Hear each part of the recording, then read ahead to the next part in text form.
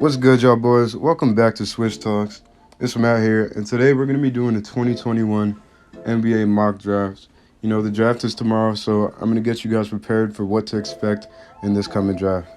Before I get into the video, I just want to remind you guys to like, comment, and subscribe to the channel, and also leave a comment on who you want your favorite team to draft in this coming year's draft. So to start off this draft, the first prospect we're going to look at number 14 is Alperen Sengun.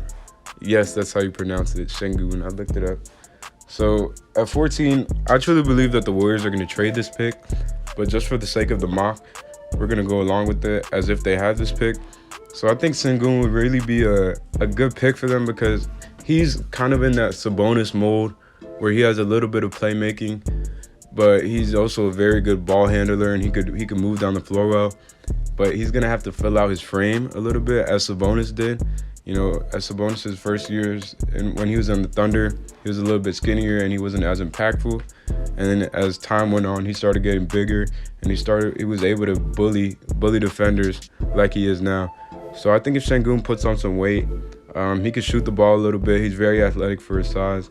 He moves well, and he's a great playmaker. So I think he would fit good in that type of Draymond Green role coming off the bench for the Warriors.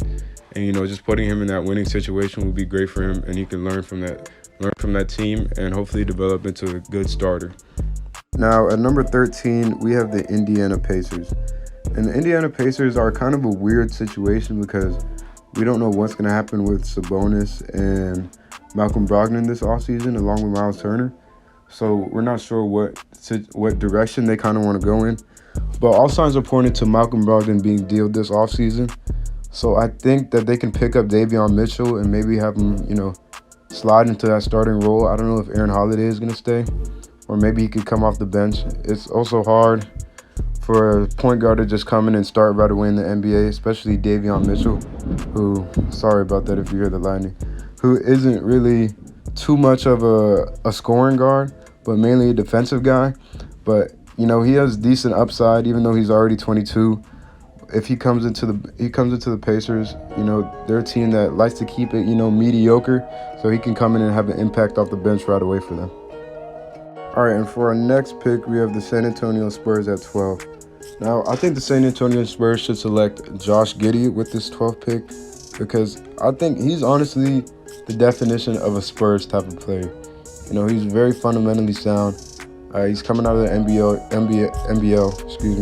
just like LaMelo did in last year's draft, and we saw how he turned out. He was the Rookie of the Year just as LaMelo was. I'm not saying he has as high of a ceiling as LaMelo does, but he's also 6'8", a good playmaker. He averaged 10.7 rebounds and 7 assists. The downside with Josh Giddey is he only shot 29% from 3, but LaMelo also struggles to shoot threes in the NBL, so I don't know, it might be something with the air down there in Australia, but his jump shot looks good. So I think that the shooting will translate to the league. He'll come into the league and he'll be a better shooter. And he's just getting into that Spurs system. He's a fundamentally sound player, and I think he'll develop really well with the Spurs. So I think that's who they should select with the 12th pick. All right, so as for the Hornets at 11, I think everyone kind of knows that they need to draft a big here. And, the discussion has kind of been around Kai Jones. But this is one of my favorite picks right here. I really think they should take Usman Garuba out of Spain. He looks like the next Bam Adebayo to me. Now, I know Heat fans are going to be like, oh, you're overrating him, blah, blah, whatever. But I see a lot of the things that I see in Bam in Garuba. He moves better than Bam, in my opinion, actually. So he can guard 1 through 5. He guarded Kevin Durant in the Olympics this year. So he has that defensive versatility that is so needed in bigs in the NBA in the current day. And he's just a ball of energy, He's going to do his thing. He's going to I seen him pick a guard and go coast to coast with the ball and dunk it. He can protect the rim. He can guard 1 through 5. And, his offensive game is raw, just like Bam coming out of Kentucky. But I think if he can develop that a little bit, and he'll be a star, especially alongside LaMelo, who's going to get him a lot of easy buckets. He has scoring and shooting all around him in Charlotte, which will make his job easy on the offensive side. And then he just go out there and wreak havoc on defense. So I think the Hornets are a really good landing spot for him. All right, so for the Grizzlies at 10, which they traded Jonas Valanciunas for this pick, so this is gonna have to be, a very impactful pick to, kind of make up for that hole that's left by Valanciunas' departure. So I think they should go with Keon Johnson here. They need a scoring guard alongside Ja. Grayson Allen has been starting next to him for the past couple years, and while Grayson Allen is not bad, I think if they want to get to that next level, that he can't be their starting shooting guard. So Keon is really not much of a shooter right now, but I think he can develop into one, and his athleticism is off of the charts. So he'll be a great defender alongside Ja, who isn't the best defender, and he just has a lot of energy. I think I could kind of see like a J.R. Smith type of player in him if he can work on his jump shot. But he has that 3-and-D potential. Along with, he also has a lot of scoring potential. I think eventually he can evolve into a 20-point scorer in the league. So I think they should go with Keon Johnson. All right, so at number 9 we have the Sacramento Kings, and over the past couple of years, they've been drafting for upside, and it hasn't worked out for them.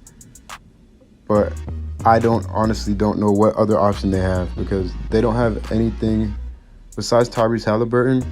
They don't have any semblance of talent, like star potential talent, all-star potential talent around De'Aaron Fox. So I feel like they kind of have to keep plunging and trying to get a star. So I think the only right pick for them here is Jalen Johnson, who didn't play the whole season at Duke, kind of left in the middle of the season, whichever problems he had with Coach K. So there might be some character concerns there. But Jalen Johnson just has the highest ceiling out of anyone that'll be available this late. And, he's a great playmaker in the open floor. He has great size. He's an athlete. He has great defensive upside. Not that great of a shooter, but, he has all-star, star potential, which is exactly what the Kings need. Harrison Barnes has kind of been in that small forward role for the past couple years. And, I just think it's time that they need to upgrade and try to get a star next to De'Aaron. And at the Magic's number 8 pick, this pick has kind of been penciled in for a lot of people as James Bouknight, which I agree with. I think they should take James Bouknight here. They just need that scoring, because they have a lot of different stuff. They have the defenders, they have the playmakers, they have, Cole Anthony. They have a lot of guys, like young players that'll fit into their core, but they don't have that score that they need, or that star per se. So I think James Bouknight will do a good job of filling that role. He'll come in his rookie year, probably get up a lot of shots. They're hoping that he can be a Donovan Mitchell type of player. Have that type of impact. Obviously, it probably won't be to that extent, but that's the expectation here. So I think James Bouknight is the right pick at number 8. All right, at number 7, the Warriors have another pick here, which I believe will get dealt, but just for the sake of the mock draft, let's say they keep it. I think they should select Franz Wagner out of Michigan. He's an older player. He stayed an extra year in college, so he has that IQ. I think he fits in the Warriors system. He's a decent shooter. He has that size. They kind of need that forward depth, but, it's kind of a boring pick, but I just feel like he fits with the Warriors system. He's a high IQ guy and someone that can have more of an impact right away for a team looking to contend. So I think they should take Franz Wagner at 7. Number 6, I believe that the Thunder should take Jonathan Kuminga here. And, this is a pick that really excites me, because Jonathan Kuminga was a guy coming into this college season. He was a guy, it was him, Jalen Green, and Cade Cunningham who were looked at as, the potential number 1 prospects. And he's a guy that's kind of fallen out of that discussion, as his G League performance wasn't really up to snuff. But, he still has that really high potential.